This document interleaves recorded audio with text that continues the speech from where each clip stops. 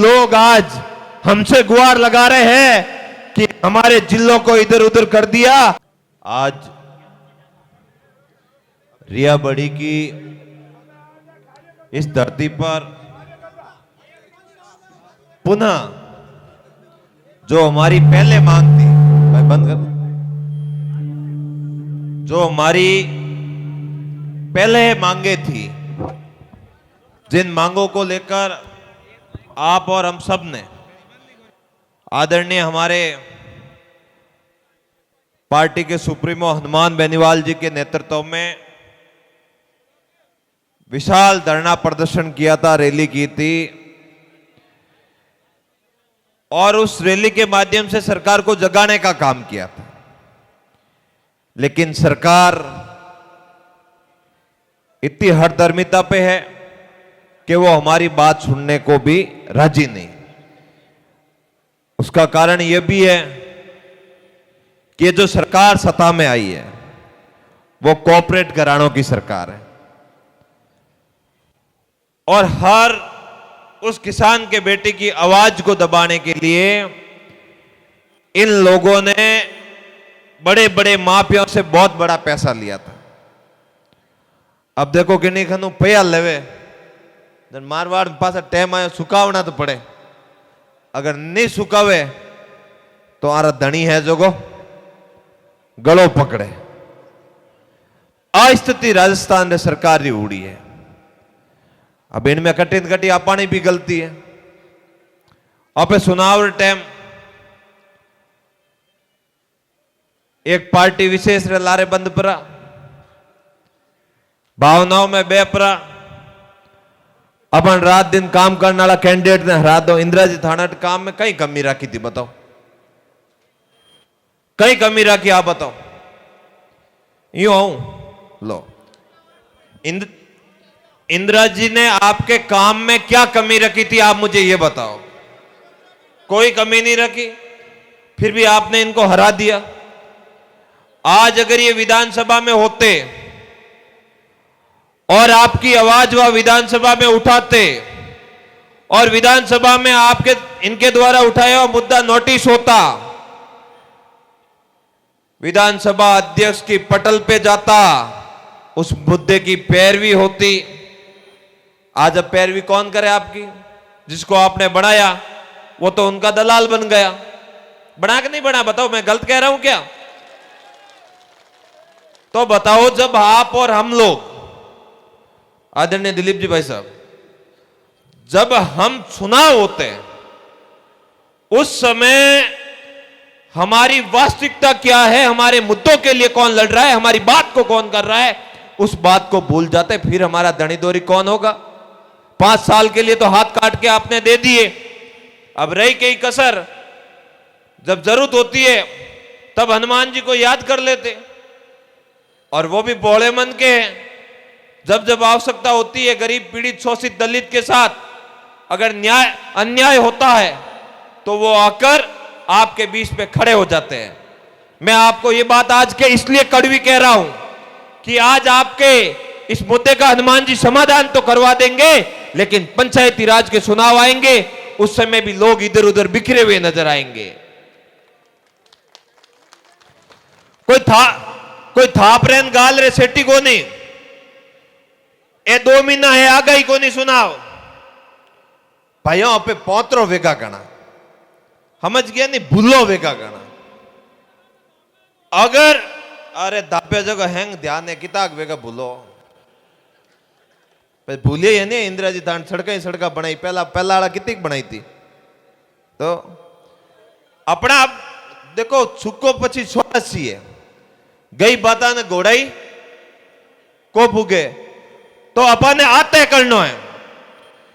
आज अगर अपना काम हो जाए, अपनी बात को उठाने के लिए, अपनी आवाज को बुलंद करने के लिए अगर आपके बीच में आकर कोई पार्टी खड़ी है, तो हमारा भी नैतिक धर्म बनता है, हमारा भी नैतिक दायित्व बनता है उस पार्टी का, हमारे राष्ट्रीय लोकतांत्रिक पार्टी परिवार का। अगर कोई भी बंदा, कोई भी व्यक्ति, कोई भी प्रत्याशी अगर कहीं से भी छोटा चुनाव हो या पंचायत स्तर का चुनाव हो, लड़े तो हमारा भी धर्म बनता है उसको यहां से जिता के भेजें। देखो भैया, बात सीधी है। अगर आपकी आवाज उठाने वाला व्यक्ति मजबूत होगा, आपकी आवाज उठाने वाली पार्टी मजबूत होगी, तो आपका काम बनेगा।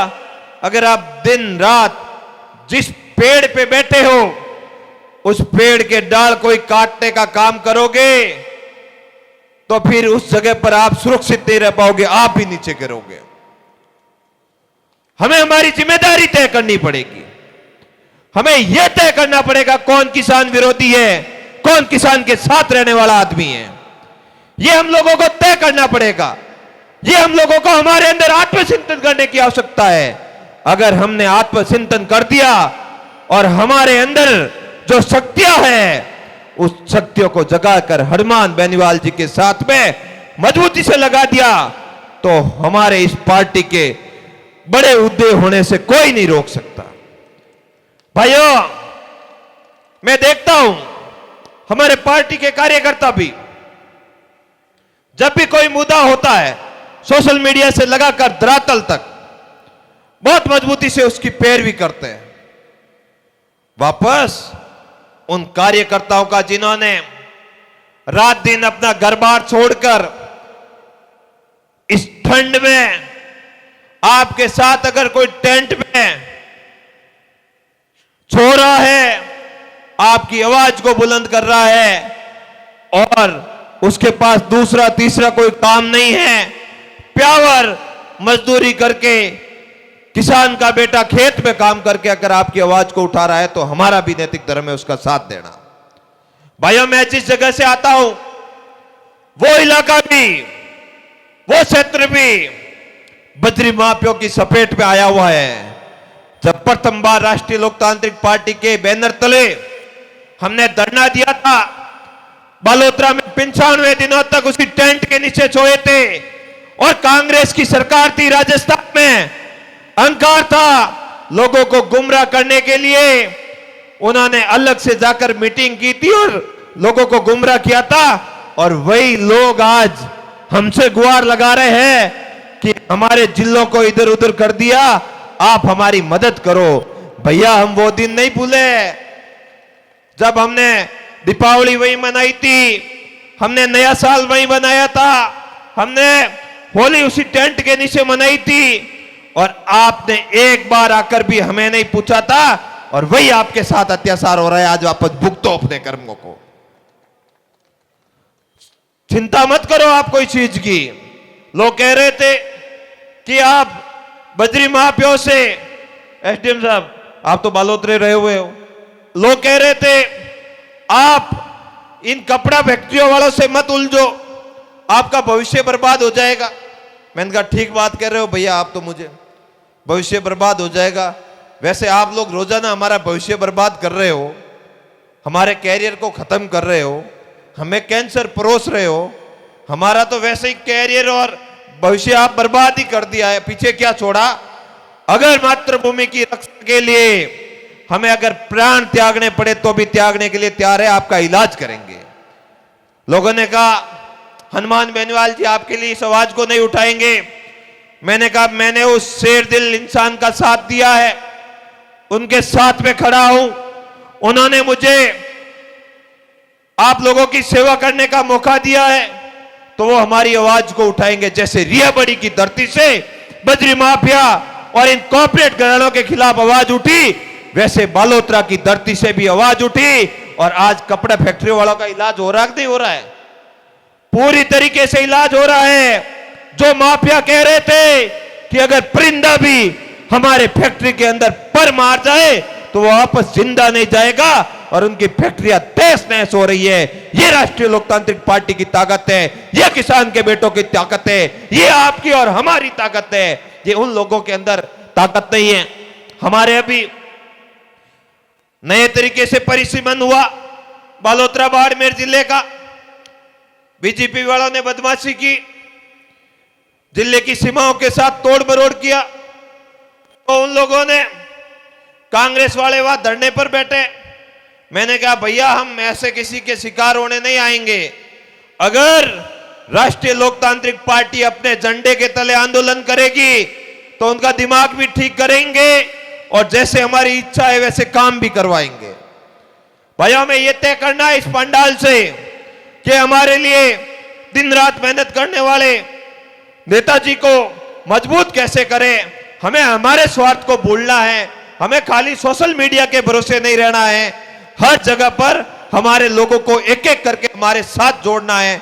हमें तोड़ने का काम नहीं करना है, जोड़ने का काम करना है।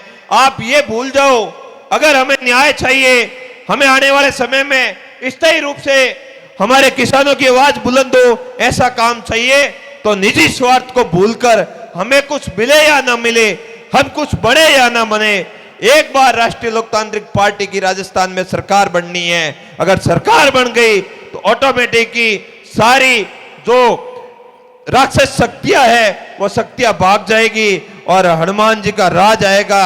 और संकट मोचन हनुमान जी का वैसे ही नाम लेने से आधे तो दैत्य भाग जाते हैं, तो ये भी काम हो जाएगा। बहुत बहुत धन्यवाद, आपने मुझे बोलने का मौका दिया। और अभी नेताजी हमारे बीच में आएंगे और उसके बाद जो हमें दिशा निर्देश देंगे उसका पालन करते हुए हमें आगे बढ़ना है। बहुत बहुत धन्यवाद। जय हिंद, राम राम साहब।